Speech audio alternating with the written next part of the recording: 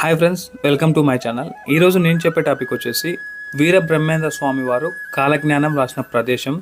ఈ ప్రదేశం వచ్చేసి నంద్యాల డిస్టిక్లో బనేగానపల్లెకు చాలా దగ్గరగా ఉంటుంది. కొత్తవారు ఎవరైనా బ్రహ్మంగారు కాలజ్ఞానం రాశారంటే ఎక్కడో గుళ్ళోనో బయట ఎక్కడో కూర్చొని రాశారు అనుకుంటారు. కానీ నేను చూపించే ప్రదేశం వచ్చేసి బ్రహ్మంగారు భూమి లోపలికి వెళ్ళి కాలజ్ఞానం రాశారు. ఆ ప్రదేశం మీకు చూపిస్తాను. బ్రహ్మంగారు కాలజ్ఞానం రాసిన ప్రదేశానికి వెళ్ళాలంటే ఎంట్రన్స్ టికెట్ ఇక్కడ తీసుకోవాలి. ఇది కౌంటర్ అనమాట. తీసుకున్న తర్వాత మనకు మెట్ల మార్గం ఇలా ఉంటుంది. ఈ మెట్లు చాలా చిన్నగా ఉంటాయి. అంటే ఏజ్ ఎక్కువ ఉన్నవారు ఎవరైనా తోడు తీసుకొని ఈ మెట్లు దిగడం చాలా మంచిది. చాలా ఇరుకుగా ఉంటాయి. వీరబ్రహ్మేంద్ర స్వామి వారు కాలజ్ఞానం రాసిన తర్వాత ఆ పత్రాలను అన్నిటిని కూడా ఒక దగ్గర భద్రపరచడం జరిగింది. ఆ ప్రదేశం కూడా ఇక్కడికి సమీపంలోనే ఉంటుంది. నా నెక్స్ట్ వీడియో చేస్తాను, కంపల్సరీగా ఆ వీడియో చూడండి. ఇక్కడ ఈ చెట్టుకు ఒక ప్రత్యేకత ఉంది. ఏంటంటే ఎక్కడైనా చెట్టు భూమి లోపల వేర్లు ఉంటాయి, కానీ మనకైతే ఈ వేర్లు కనపడుతున్నాయి చూడండి. ఈ చెట్టుకు సంబంధించిన వేర్లు మొత్తం బయటే ఉంటాయి. ఇంకా ఈ మెట్ల మార్గం వచ్చేసి చాలా ఇరుకుగా ఉంటుంది, కాబట్టి చాలా జాగ్రత్తగా దిగండి లోపలికి. ఇది గుహ లోపలి ముఖద్వారం స్టార్టింగ్ అన్నమాట. ఇక్కడ వర్షం పడటం వల్ల లోపల వాటర్ ఉన్నాయి. రండి ఇంకా లోపలికి వెళ్ళి చూద్దాం. ఇంకా ఈ గుహ లోపల చాలా దారులు ఉన్నాయనేసి, అంటే దాదాపు 14 లేదా 15 పుణ్యక్షేత్రాలకు వెళ్ళడానికి లోపల దారులు ఉన్నాయని చెప్తున్నారు. ఈ సొరంగ మార్గం అంతా కూడా హైట్ చాలా తక్కువగా ఉంటుంది. దాదాపు 4 ఫీట్ ఉంటుంది. కాబట్టి ఎత్తు ఎక్కువగా ఉన్నవారు కొంచెం వంగి నడవాల్సి ఉంటుంది. ఈ గుహ లోపల చాలా చల్లగా ఉంటుంది మరియు ఆక్సిజన్ లెవెల్స్ తక్కువగా ఉంటాయి.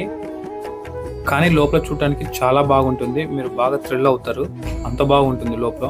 ఇంకా చూడండి, మహానందికి దారిని ఉంది.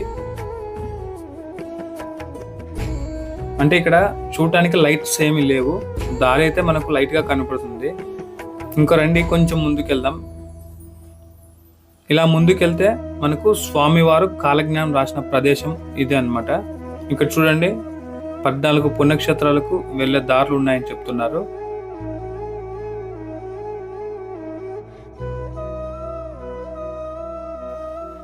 వీరబ్రహ్మేంద్ర స్వామి వారు తాటి ఆకుల మీద కాలజ్ఞానం రాసిన ప్రదేశం ఇదన్నమాట.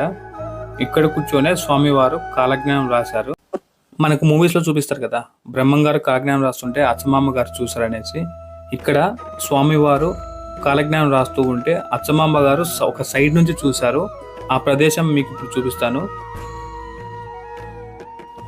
స్వామివారు ఇక్కడ నుంచే కాలజ్ఞానం రాశారు. ఆ నిజమైన ప్రదేశం అన్నమాట ఇది. అక్కడ నుంచి కొంచెం సైడ్గా చూస్తే అచ్చమామ గారు స్వామివారిని చూశారు కదా, అది ఈ దారి అన్నమాట. రండి అక్కడికి వెళ్ళి మనం చూద్దాము.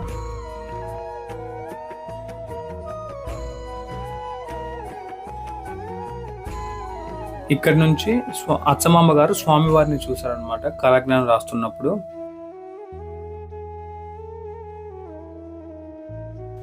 స్వామివారు ఇక్కడ తన దాహార్తిని తీర్చుకోవటం కోసం ఇక్కడ ఒక కొలను తవ్వాడు. ఇది ఆ కొలను. కొండ మధ్యలో చూడండి ఎంత వాటర్ ఉన్నాయో. చుట్టూ మనకు రాయే ఉంటుంది. ఈ రాతి మధ్యలోనే నీళ్లు కనబడుతున్నాయి చూడండి. ఆ నీళ్లు కూడా చాలా వైట్ గా ఉంటాయి.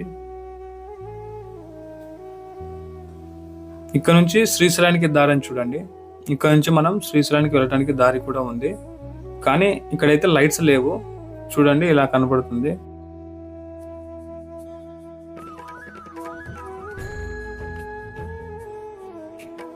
ఇంకా స్వామివారు తాటి చెట్టు ఆకుల మీద కాలజ్ఞానం రాశారని చెప్పాను కదా, ఆ తాటి చెట్టు ఉండే ప్రదేశం అన్నమాట. ఇప్పుడు చెట్టు అయితే లేదు, ఆ చెట్టుకు సంబంధించిన వేర్లు అయితే ఉన్నాయి. ఇక్కడ చూడండి తాటి చెట్టు ఉండే స్థలం.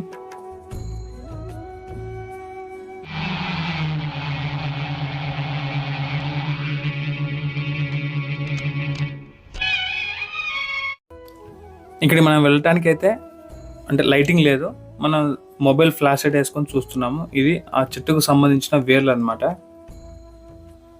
చూడండి ఆ వేర్లు ఇప్పటికీ ఎలా ఉన్నాయో.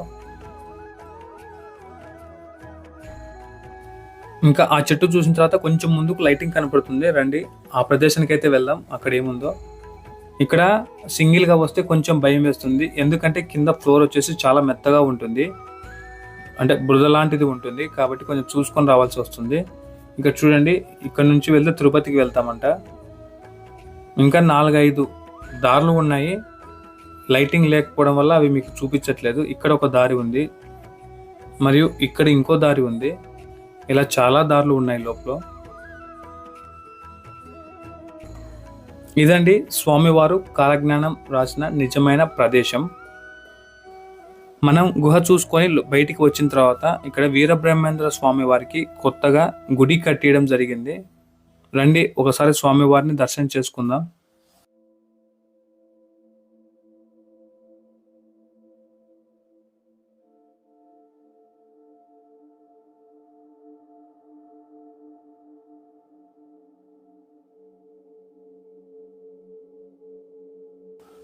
ఇంకా ఇక్కడ గోశాల కూడా ఉంటుంది.